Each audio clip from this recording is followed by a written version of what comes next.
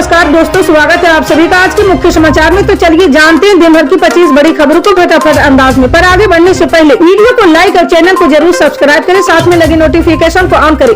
चलिए video start करते हैं। बता दें कि हिट एंड रन कानून को लेकर चल रही विभिन्न वाहन चालक यूनियन के हड़ताल देर रात को समाप्त होने के बाद पाली जिला मुख्यालय पर विभिन्न यूनियन से पदाधिकारी ने जिला कलेक्टर नमित मेहता से मुलाकात करते हुए केंद्र सरकार द्वारा इस कानून को लेकर चर्चा की है।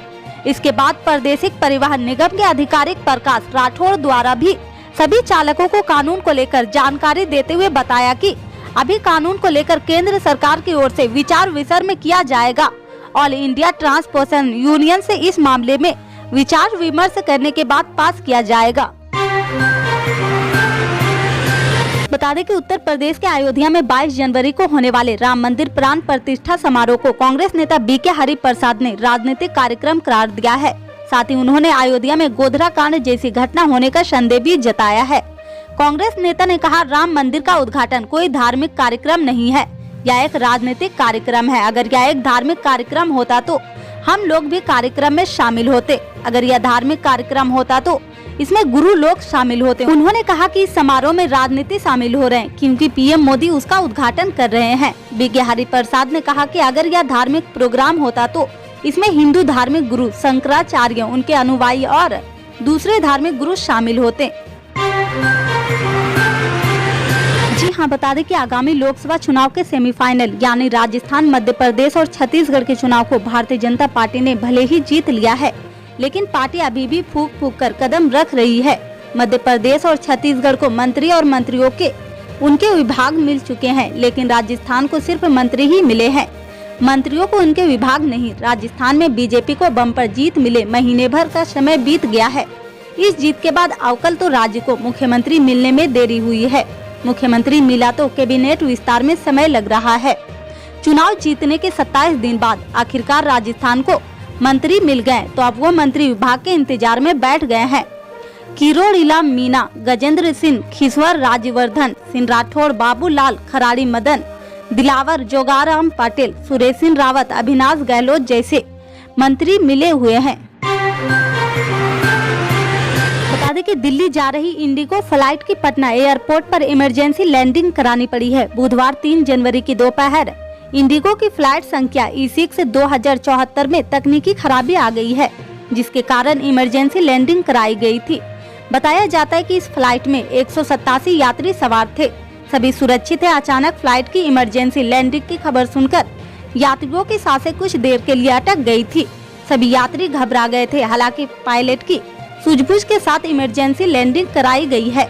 इमरजेंसी लैंडिंग को लेकर एयरपोर्ट के एक कर्मी ने बताया कि इंडिगो की फ्लाइट संख्या E6 पटना हवाई अड्डा से 12:58 पर दिल्ली के लिए रवाना हुए थे, जिसमें कोई अचानक से तकनीकी प्रॉब्लम आ गई थी, जिसके वजह से इमरजेंसी लैंडिंग कराई गई है। बता दें कि दिल्ली में हुए शराब घोटाले की जांच की आज अब सीएम केजरीवाल तक पहुंच चुके हैं। इसके लिए ईडी उन्हें 3 बार समन भेज चुकी है, लेकिन सीएम केजरीवाल अभी तक पूछताछ के लिए दफ्तर नहीं पहुंचे हैं। अब मामले में लगातार जारी खींचतान के बाद सामने आया कि सीएम केजरीवाल ने ईडी के समन की मंशा पर भी सवाल उठा दिया है। अरविंद केजरीवाल ने ईडी से प्रश्नावली मांग की है। जानकारी के मुताबिक शराब घोटाला मामले में अरविंद केजरीवाल ने ईडी के समन की मंशा पर सवाल उठाया है। उन्होंने कहा कि क्या समन का उद्देश्य कोई वैध पूछताछ करना है या मेरी प्रतिष्ठा धूमिल करना है। उन्होंने कहा कि ईडी का समन मुझ तक पहुंचने से पहले ही समाचार संगठनों तक कैसे पहुंच गया है। बता दें कि हरियाणा के ग्रामीण इलाके में पानी का बिल माफ कर दिया गया है। हरियाणा कैबिनेट की बुधवार को हुई मीटिंग में यह फैसला लिया गया है। मिली जानकारी के अनुसार ग्रामीण आंचल में पानी का बिल 20 और 40 रुपए प्रति महीने था। जब टंकियां लगी तो ये बिल तय किए गए थे, लेकिन तब न बिल भेजे गए और न ही भरा गया था। बाद में कई साल के इकट्ठा बिल भेजे गए हैं। लोगों को यह बिल ज्यादा लगा था। अनुसूचित जाति के लिए 20 रुपया और बाकी के लिए 40 रुपए प्रति महीने बिल तय किया गया था। कुल मिलाकर पानी के बिल के रूप में 375 करोड़ रुपए माफ किए गए हैं। चंडीगढ़ में हरियाणा के मुख्यमंत्री मनोहर लाल खट्टर ने कहा कि कैबिनेट की बैठक में 17 एजेंडे आए हैं, जिसमें 15 एजेंडों पर सहमति बनी है। 2 एजेंडे पास नहीं हुए, अगले बैठक में लाए जाएंगे। मुख्यमंत्री ने बताया, ग्रामीण चौकीदार के महीने का मेहताना 11,000 किया गया है। वर्दी के पैसे मिलेंगे, साइकिल के लिए 3,500 रुपए का वाउचर मिलेगा।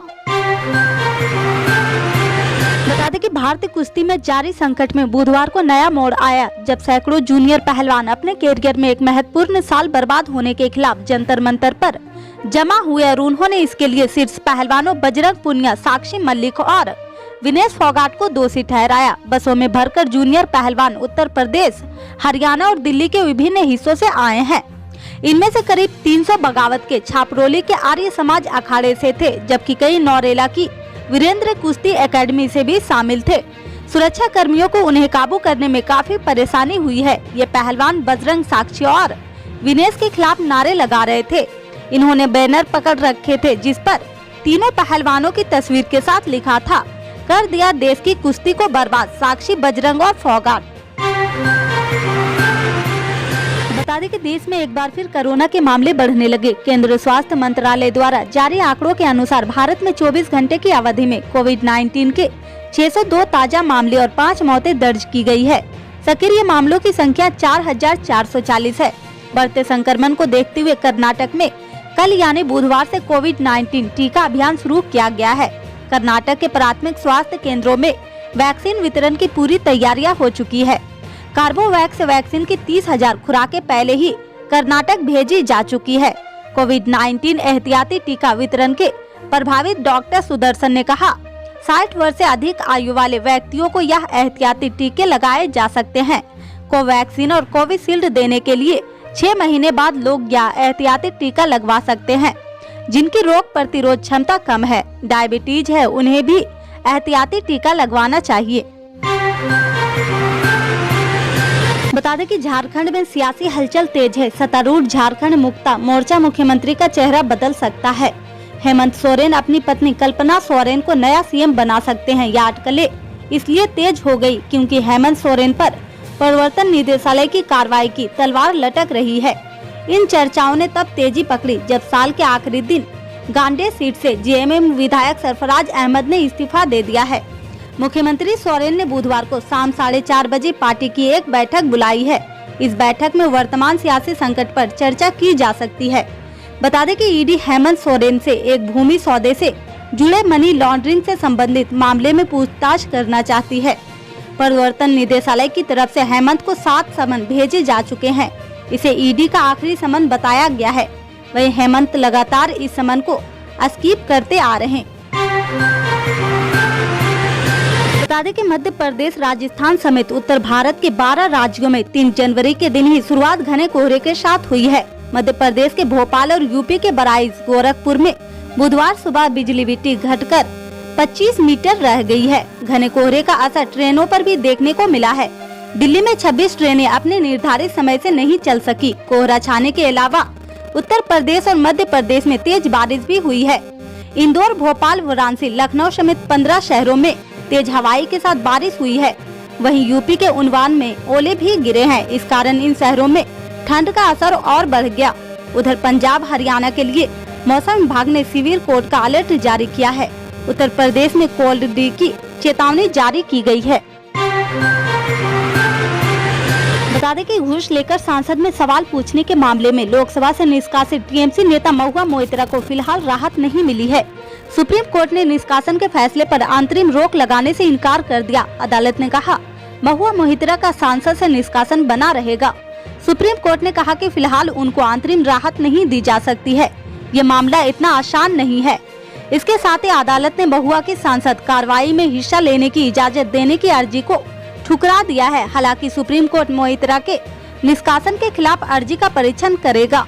अदालत ने लोकसभा के महासचिव को नोटिस जारी कर मामले पर जवाब मांगा है। मामले पर अगली सुनवाई 11 मार्च को होगी।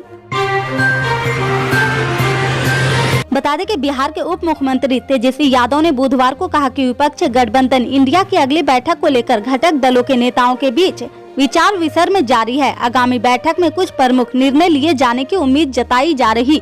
मीडिया के एक धड़े में इंडिया गठबंधन की अगली बैठक वर्चुअल माध्यम से आयोजित किए जाने की संभावना जताई गई है। इस संभावना के बारे में पूछा तो राष्ट्रीय जनता दल के नेता तेजस्वी ने कहा कि तारीख और तौर तरीकों के संबंध में चर्चा हुई है। इस मामले में कोई प्रगति होने पर सभी को अवगत करा दिया जाएगा। अटकलें लगाई जा रही कि अगली बैठक जिन प्रमुख मुद्दों पर निर्णय लिया जाएगा उनमें जनता दल यूनाइटेड अध्यक्ष और मुख्यमंत्री नीतीश कुमार की गठबंधन में भूमिका तय करना है। इसी तरह की पल पल के अपडेट जानने के लिए जुड़े रहे हमारे न्यूज इंडिया के साथ। मिलते हैं अगली बड़ी खबर में, तब तक के लिए जय हिंद।